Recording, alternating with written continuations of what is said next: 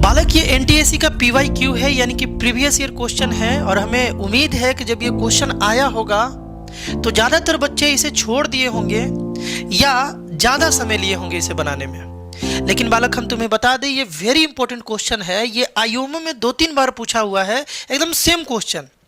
और एनटीएससी में भी बालक ये क्वेश्चन आया हुआ है 2 से 3 बार, दोनों में।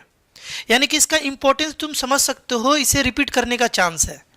इसके पैटर्न को बारीकी से समझो, कॉन्सेप्ट को बारीकी से समझो, और ऐसा क्वेश्चन आ जाए तो तुम टाइम भी नहीं लगाना है वहाँ पे। अगर कॉन्सेप्ट को समझ जाओगे ना तो तुरंत बना लोगे। देखो क्या कॉन्सेप्ट है, ध्यान से समझना, यहाँ पे एकदम ध्यान से समझना। हम लोग अभी स्टार्ट करते हैं इसे सॉल्व करना। क्वेश्चन ये था कि x + y + z = 15, xy + yz + zx = 75, और इसका वैल्यू बताना था। ऑप्शन में था 1, 0, 2 और -1। वीडियो को पॉज करके एक बार ट्राई जरूर करना, तभी सॉल्यूशन को देखना। बार बार बताते हैं, है ना। अब हम बता रहे हैं, हम लोगों के पास बालक एक फॉर्मूला है कि x + y + z का होल स्क्वायर जो है ना, ये जो होल स्क्वायर है इसका वैल्यू होता है बाबू x² + y² + z², है ना, प्लस 2 × xy + yz + zx। ये बात होता है, ये फॉर्मूला है, एल्जेब्रिक फार्मूला। नहीं दिख रहा है तुमको, थोड़ा सा इधर कर देते हैं इसको, ध्यान से सुनो, ध्यान से सुनो। अब फार्मूला दिख रहा है अच्छे से, है ना। ये फार्मूला है, इसका वैल्यू हम लोगों को बाबू मालूम है। इसका वैल्यू जो है ना हम लोगों को मालूम है, यहाँ पुट किया जाए, ये 15 का स्क्वायर हो गया, है ना। ये बाबू 15 का स्क्वायर हो गया। इसका वैल्यू हम निकाल लेते हैं, इसको रहने दिया जाए, y² + z², है ना। यहाँ देखो ये 2 × देखो पिंटू, एकदम ध्यान से देखो, यहाँ पर xy yz और zx, xy yz और zx यहाँ पर कितना है बालक, 75 है। 75 यहाँ पुट कर दिए। ये मल्टीप्लाई होके 150 बनेगा, 75 × 2 150। इस 150 को इस साइड लाया जाए, लेकिन इसको भी कर लिया जाए 225। इसको 225 कर लिए, 15 का स्क्वायर 225। इस 150 को इधर लाए तो -150 = x² + y² + z² आ गया। कोई दिक्कत बाबू, x² y² और ये है z²। इसका चोंच थोड़ा ऐसे हो गया है, हम सीधा कर दिए। x² + y² + z², वैल्यू कितना आया, इतना, यानी कितना। इसको मिटा के 75 लिख दे क्या, इसको सॉल्व करोगे तो 75 आ जाएगा। लिख दिए यहाँ, ये बालक 75 आ गया। अब एक इम्पॉर्टेंट बात है, ओलंपियाड एग्जाम का प्रिपरेशन कर रहे हो तो इस बात को एकदम दिमाग में बैठा लो, एकदम बैठा लो, तो तुरंत क्वेश्चन को तुम टिक कर दोगे वहाँ। बात यहाँ पर यह है, ध्यान से सुनना, कि अगर xy yz और zx का वैल्यू, इंपॉर्टेंट टू नोट, एकदम ध्यान से सुनना, अगर xy yz और zx का जो सम है उसका वैल्यू और x² y² + z² का जो सम है उसका वैल्यू बिल्कुल सेम आ जाए, तो यहाँ से एक रिजल्ट तुमको मिल जाता है कि x जो होगा वो y के इक्वल होगा और y जो होगा वो z के इक्वल होगा। ये हमेशा होगा, ये हमेशा होगा। फिर से रिपीट करते हैं, अगर xy + yz + zx का जो वैल्यू आ रहा है एग्जैक्टली उतना ही आ जाए x² + y² + z² का वैल्यू, तो वैसे ये केस तभी पॉसिबल है जब x और y और z ये तीनों आपस में बराबर है। कैसे, इसको हम अभी प्रूफ करके दिखा देते हैं, लेकिन बार बार प्रूफ नहीं चाहिए तुम्हें, तुम इसे लर्न कर लोगे और हर एक क्वेश्चन में अप्लाई कर सकते हो। हमेशा ये सत्य है, हम बता रहे हैं, ध्यान से सुनो। कैसे, हमेशा ये क्वेश्चन बालक पूछा जाता है, इसलिए पूरे बारीकी से इस क्वेश्चन के रिजल्ट को ध्यान रखो और हमेशा अप्लाई कर देना, तुरंत क्वेश्चन को बना लोगे। हम ये बोल रहे थे कि अगर ये इक्वल है x² + y² + z², ये किसके इक्वल है, xy + yz + zx के बराबर है ना। फिर चोंच इधर हो गया, इसका z का चोंच ऐसे हो जा रहा है, इसको सीधा कर लिए, xy + yz + zx। ये भी 75 था, ये भी 75 था, तो लिख सकते हैं ना। ध्यान से सुनना, इसी को सीखना है। ये भी 75 था, ये भी 75 था, इक्वलिटी में लिख दिए। दोनों साइड 2 से मल्टीप्लाई कर देते हैं। क्यों करते हैं अभी समझ में आ रहा है, अभी तुमको समझ में आएगा। दोनों साइड 2 से मल्टीप्लाई करेंगे तो देखो बालक ये हो जाएगा, देखो 2 से दोनों साइड हम मल्टीप्लाई कर दिए, तो यहाँ भी 2, यहाँ भी 2, है ना। यहाँ भी 2 आ जाएगा, यहाँ भी 2, यहाँ भी 2।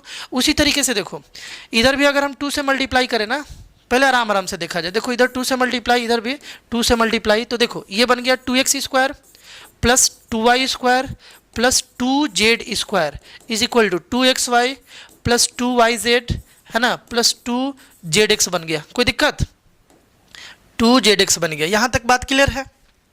थोड़ा सा और ऊपर किया जाए, देखो बालक आराम आराम से इसे समझा जाए। यहाँ पर एक बात बताओ, ये सबको इस साइड लेकर के आ जाए तो ये देखो 2x² है, इसे लिख सकते हैं x² प्लस x², और ये इस साइड आया तो बन गया -2xy, है ना, -2xy। यहाँ देखो y² और y² 2 बार है तो 2 बार लिख लिए, और इसको इधर लेकर के आ गए तो -2yz हो गया, है ना। और इसको देखो प्लस z² क्योंकि 2 बार है z, है ना, और -2zx और इज इक्वल टू 0 बच गया, क्योंकि इन तीनों को इस साइड लेकर के आ गए तो इस साइड तो 0 ही बचेगा ना, सबको इधर लेकर के आ गए। बात क्लियर है यहाँ तक? यहाँ तक तो बात बालक क्लियर होना ही चाहिए। अब देखो ध्यान से सुनना, ये और ये मतलब क्या बोल रहे हैं हम, x² प्लस y² -2xy, ये और ये तीनों मिलकर के एक फॉर्मूला बन गया x माइनस वाई का whole square, x minus y का होल स्क्वायर बना ना। उसी तरीके से देखो ये और x² प्लस y², रुक जाओ एक सेकेंड, x² प्लस z² है ना, और -2zx, मतलब कि x² z² और -2zx ये मिलकर के एक फॉर्मूला बन गया, that is x minus z का होल स्क्वायर। कोई दिक्कत? और उसी तरीके से देखो एक y बच गया, एक z बच गया, और एक बच गया, एक यहाँ पर -2yz बच गया, मतलब ये तीनों मिलकर के अगेन एक फॉर्मूला बन गया, that is y minus z या z माइनस वाई का होल स्क्वायर। और इस साइड तो 0 है तो 0 है ना। हम तुमसे ये पूछ रहे थे कि ये भी एक पॉजिटिव नंबर क्योंकि स्क्वायर है, x और y के प्लेस पर कुछ भी पुट कर लो, उसका स्क्वायर करोगे तो ये पूरा कंप्लीट एक पॉजिटिव नंबर आएगा। ये भी एक पॉजिटिव नंबर है क्योंकि स्क्वायर है। ध्यान रखना, square numbers are never negative. किसी नंबर का स्क्वायर करोगे और वो रियल नंबर है तो वो कभी नेगेटिव नहीं होगा। ये भी पॉजिटिव, देखो ये भी पॉजिटिव, ये भी पॉजिटिव और ये भी पॉजिटिव, ये तीनों बालक पॉजिटिव।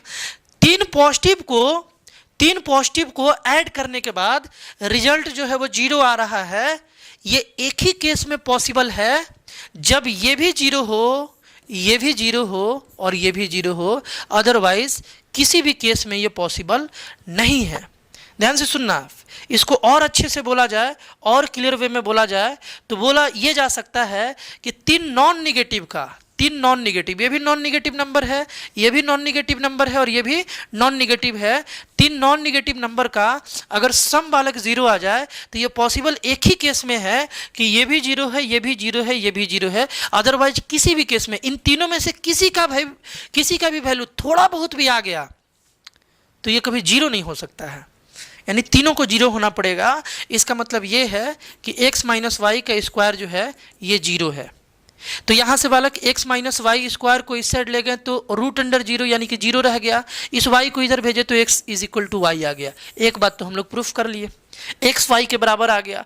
इसी तरीके से देखो x माइनस जेड, इसको भी 0 होना पड़ेगा, है ना। तो x minus z is equal to 0, x का वैल्यू बालक z आ गया। उसी तरीके से y माइनस जेड का स्क्वायर जो है ये 0 आ गया, है ना। तो y is equal to Z आ गया। x is equal to Y, X is equal to Z और y is equal to Z, ये तीनों को कंबाइन कर लिया जाए, ये तीनों को बालक कंबाइन कर लिया जाए तो हम लोग क्या लिख सकते हैं, हम लोग लिख सकते हैं कि x is equal to y is equal to Z. ये बात लिख सकते हैं, ये इंपॉर्टेंट बात है, ये जो है इंपॉर्टेंट बात है। अब सुनो ध्यान से, मतलब कि हम लोग एक बात प्रूफ कर लिए, इस बात को एक बार प्रूफ कर लिए, अब बार बार क्वेश्चन में बनाते समय इसको प्रूफ नहीं करना है, ओलंपियाड में प्रूफ थोड़ी करना है। वहाँ इस बात को ध्यान रखना है और डायरेक्टली वहाँ पर अप्लाई कर देना है कि जब भी x square y square z square का वैल्यू और एक्स वाई वाई जेड और जेड एक्स का वैल्यू सेम आ जाए, जैसे यहाँ पर 75 और नीचे करते हैं बालक, जैसे यहाँ पर इसका वैल्यू 75 और इसका भी वैल्यू 75 आया था, तो वैसे केस में हम लोग समझेंगे कि ये तभी पॉसिबल है जब एक्स वाई जेड जितना भी वेरिएबल है वो सारा आपस में इक्वल है। अगर ये सारा आपस में इक्वल है, तो इस y के प्लेस पर हम लोग x पुट कर सकते हैं क्योंकि x y के बराबर है, और z के प्लेस पर भी x पुट कर सकते हैं क्योंकि z भी x के बराबर है। तो यहां हम लोग लिख सकते हैं, ध्यान से देखो, x plus 4x plus x by 3x, बोलो एग्री हो। ये सब आपस में बराबर है तो किसी के भी प्लेस पर कुछ भी लिख दो, सब तो इक्वल है। तो ये देखो x प्लस 4x 5x हो गया और x, ये x था बालक, है ना। आज पता ना क्यों वेरिएबल्स का चोंच नहीं बना पा रहे हैं। देखो x plus 4x plus x कितना हो गया बालक, 6x हो गया। 6x बाई बालक कितना 3x, ये दोनों कैंसिल होके यहाँ पर 2 बच गया, यानी ऑप्शन नंबर 2 जो है, सॉरी ऑप्शन नंबर सी जो है, जिसका आंसर 2 है, ये राइट आंसर है। तो बालक इस क्वेश्चन को एकदम बारीकी से ध्यान रखोगे। हमको ऐसा पूरा उम्मीद है कि तुम आईएमओ दो या एनटीएससी दो, इस एप्लीकेशन का जो अभी हम लोग सीखे ना, इससे रिलेटेड एक क्वेश्चन पूछता ही पूछता है, तो इसे एकदम बारीकी से ध्यान रखना है ना। इस टाइप का और भी इंपॉर्टेंट क्वेश्चन देखने के लिए बालक इस चैनल पर एक प्लेलिस्ट बना हुआ है जिसका नाम है मैथ्स बूस्टर, उसे जा करके विजिट कर सकते हो। जितना भी एल्जेब्राइक क्वेश्चन है वो सारा उस चैनल में, उस प्लेलिस्ट में सॉरी अपलोड किया गया है ना। लगभग उसमें 90 क्वेश्चन हम टोटल अपलोड कर दिए हैं और सारा वो PYQ है आईएमओ और एनटीएससी का, उसी टाइप का क्वेश्चन पूछा जाता है।